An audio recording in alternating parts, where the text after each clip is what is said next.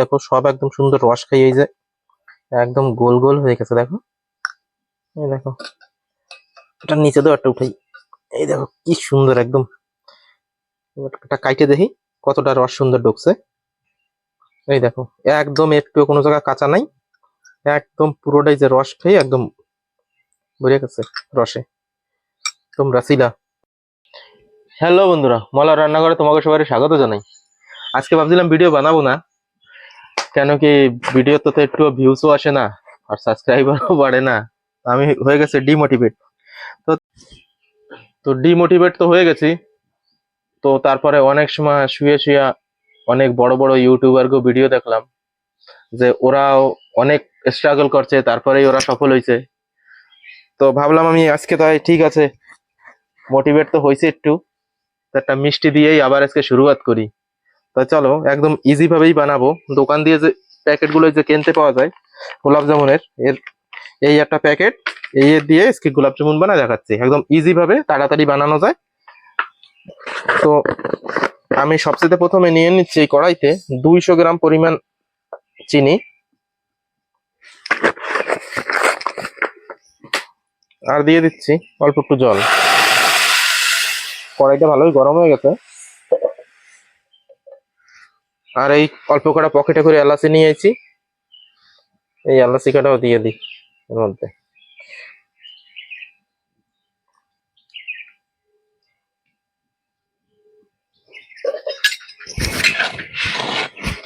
দেখো কড়াই বেশি গরম হয়ে গেছিল কথা কইতে কইতে, তার জন্য চিনি অল্প অল্প লাগিয়ে গেছে। গোলাই দিই চিনিটা। যত সময় এই শিরাটা হচ্ছে তত সময় প্যাকেটটা কাইটে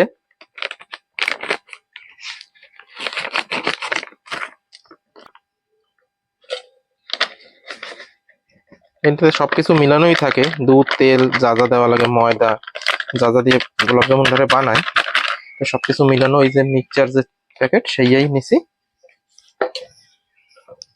এবার অল্প অল্প জল দিয়ে একটা ডো বানায়নি।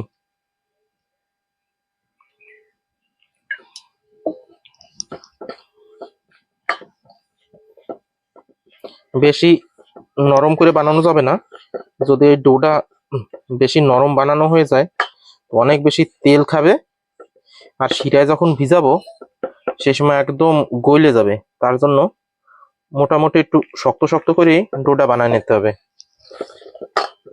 যাতে গোলাপ জামুন গুলো একটু শক্ত শক্ত হয়। যা জল দিছি এই জলেই হয়ে যাবে। ভালো করে মাখায় নিলে একটু শক্ত শক্ত করে ডোটা। আর এই ডো মাখাইতেও বেশি সময় লাগে না, এমন হয় বেশি বেশি 1 থেকে 2 মিনিটের মধ্যেই হয়ে যায়।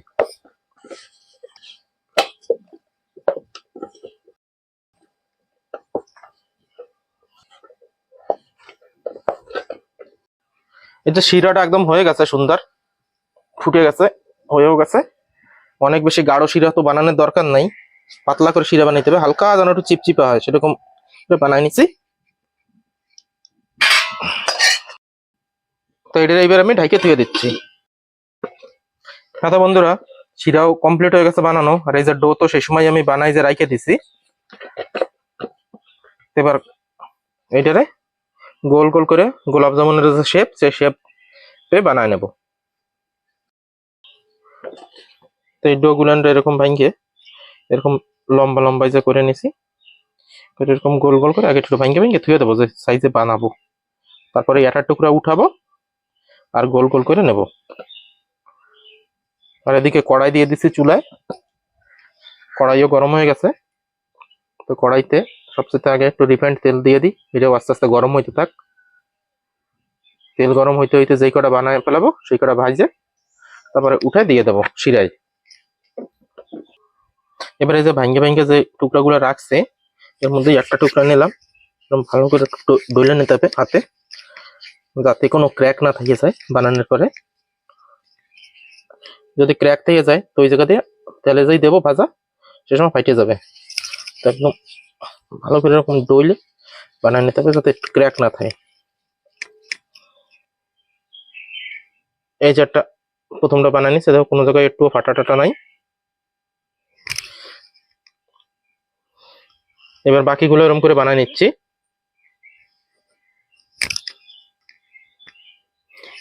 বাকিগুলোও এক এক করে এরকমই বানায় নিই, তারপরে দেখা হচ্ছে।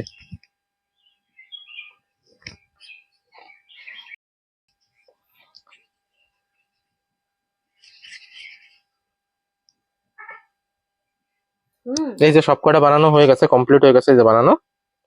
এবার এক এক করে ভাজে নেব। এবার এই যে তেল গরম দিচ্ছে, তেল গরমও হয়ে গেছে। এরকম হালকা গরম তেলেই দিয়ে দিতে হবে, বেশি দিয়ে যদি তেল গরম হয়ে যায় তো দেওয়ার সাথ সাথ বাইরের পোর্শনটা ভাজা হয়ে যাবে, কিন্তু ভিতরের পোর্শনটা ভাজা হবে না। ফেটে ফুটে চৌচির হয়ে যাবে একদম।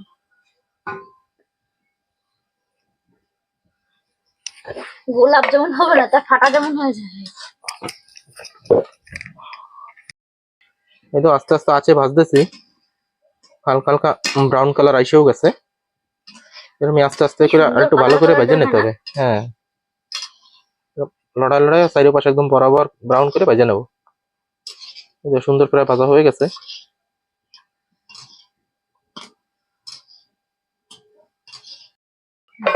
এত বন্ধুরা, এই দেখো একদম সুন্দর করে ভাজে নিছি, একটু ফাটে নাই, দেখছো?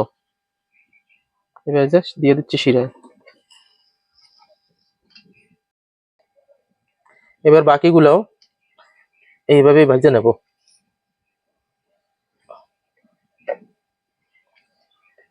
তোমার মাখাটা সুন্দর আছে, একটু ফাটেনি, দেখেছো? হ্যাঁ, মাখাটা এরকম একদম ভালো করে মাখিয়ে নিতে হবে অনেক সময় ধরে।